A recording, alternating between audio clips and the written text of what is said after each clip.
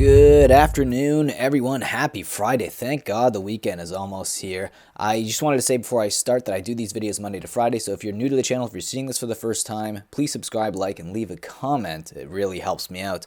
And with that being said, let's just dive right into these market movers. Starting the list off with Hercules Recall from Antiquities. This is up 33.35% from $149 to $200, and it does see a ton of play in Vintage and Commander. There's a cheaper copy, however, from 4th edition for about $160 to $2.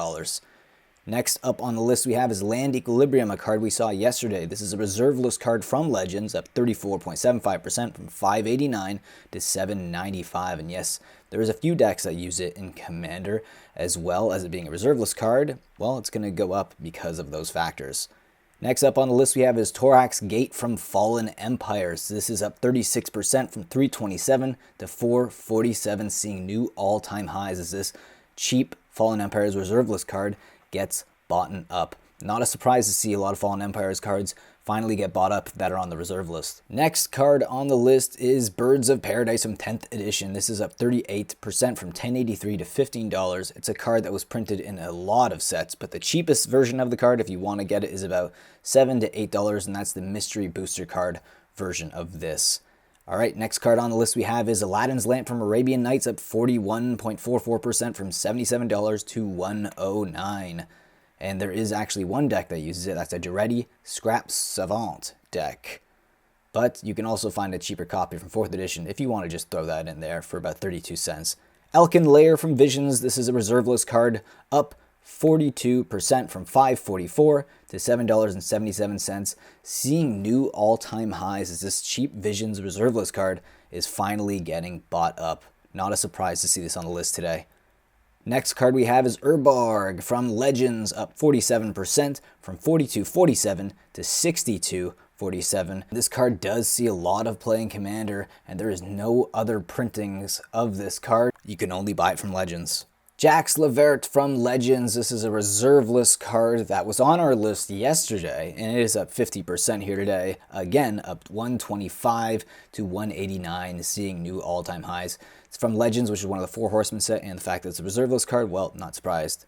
Diamond Valley from Arabian Nights, another reserve list card from one of the most scarcely printed sets, Arabian Nights, up 54% from $859 to $1331, and there is actually a few Commander decks that do utilize this card, and if it's on the reserve list and it's seeing play, it's going to go up.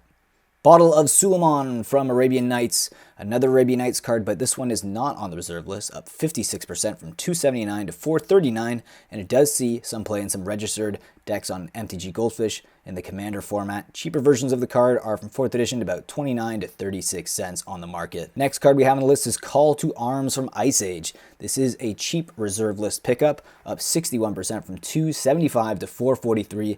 Not surprised to see this getting bought up. Still a relatively cheap card to pick up, and it's on the reserve list, although Ice Age has a big print run apparently, but, well, we're seeing this card on the list here today. A Vizoa from Weatherlight. This is a reserve list card, up 64% here today, from $189 to $3.10, seeing new all-time highs. Not surprised to see more cheap reserve list cards being bought up, and this one was just under $1 less than 3 weeks ago. Next card on the list is City in a Bottle from Arabian Nights. This is a reserve list card from Arabian Nights, making it very scarce, up 74% from $13.13 to $22.97. And there actually is two registered decks, Gwendolyn decks, that actually do utilize this in Commander. And if it's a reserve list card that sees play from a scarce set like Arabian Nights, it's going to go up. Next card on the list we have is Temerian Fiends from Homelands.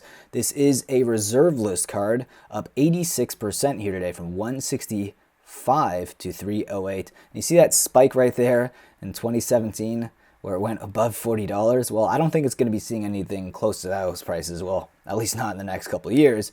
But interesting to see that because, you know, price memory serves you, then maybe you're going to think it's going to go up. All right, and the final card on the list here today is Zombie Master from Revised Edition. This is up 103 from $647 to $13.15, seeing new all-time highs. A lot of revised cards were on our list in the last couple weeks, and it's not surprising to see this. It's a powerhouse in Commander. It sees a ton of play, especially in decks with the Scarab God, as well as a variety of others. But there is a cheaper copy that you can find. This is the cheapest I could see, which was from 5th edition, and it's about a $5 card on the market. So if you're looking for a cheaper version of the card and to throw in a commander deck, that might be a better option for you. All right, now it's time to talk about some affordable reserve list staples. What? There's affordable reserve list staples out there? Well, yeah, actually there is if you don't plan on using these cards in any tournaments. I'm talking about the World Championship decks. Now remember, you can't use these in tournaments, but if Wizards of the Coast is not facilitating gameplay in tournaments, does it really matter if you're just going to be playing these or throwing them into a binder for your collection to, hold for the future to gain value? Then it doesn't really matter. You got Yawgmoth's Will here from the 1999 World Championship deck, and you have a very, very famous card, iconic and very powerful, Gaia's Cradle from another 1999 Matt Lind deck. And, again, this is a card that is used in a lot of decks, and if you want to just throw it in a casual deck, you can find it for about $162 on the market. Grim Monolith, this is from the 2000 John Finkel deck. This is another gold border card, and you know what? Comparatively in price to the original from Urza's Legacy, you're looking at $30 on the market roughly, compared to its $200 and above price. City of Traders, another card that you can get for under $20 in some cases for this gold border non-tournament legal World Championship deck. Obviously the backs, they're not very good to look at compared to the original versions of these cards, but if they are on the reserve list, that means they're not getting printed again. So that's something to consider. Karn Silver Golem, this is another card from the 1999 Kai Bud deck, and this is obviously another gold border one, but you can find this for under $5 for its market price low. To me, that's really good for another reserve list card here. And the last card is Powder Keg, and this is from the 1999 Jakob Slemmer deck. And yes, for about $1, you can pick up this reserve list card. And I think that's pretty cheap considering this card does see some play. And, compared to the price of the regular one, I think it's a good deal and a good spec for the future. All right, now it is time of the day for today's biggest loser. And that is a card that we have seen yesterday as one of the winners, and that's Senastian Falconer from Legends, down 87% from $19.99 to $244, trying to find its price point.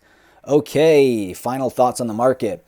Well, I wanted to show you guys some of those World Championship deck cards. They were on my mind for the last week or so as I was thinking about cards to talk about for potential specs in these videos, as I'm still waiting for some of my orders to come in so I can open up some cards on the channel and show you guys my random buys.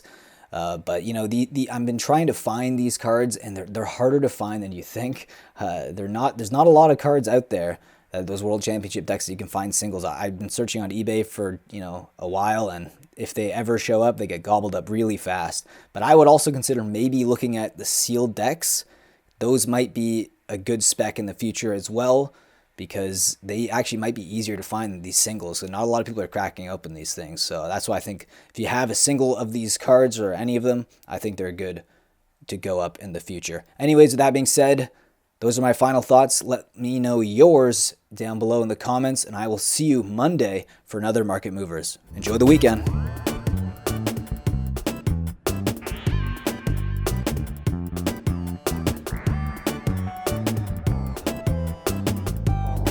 Being a patron will help me produce more Market Movers and add to the funds that I will use for my random buys, and also to my coffee fund, because I drink a lot of coffee for these videos. And here you can see a link below in the description that will give you all the tiers and what you get in each tier. So I hope you guys click and think about joining. And with that, I'll see you next video. Think about supporting the channel in that way. If not, subscribe, like, leave a comment, and I will see you again in the next video.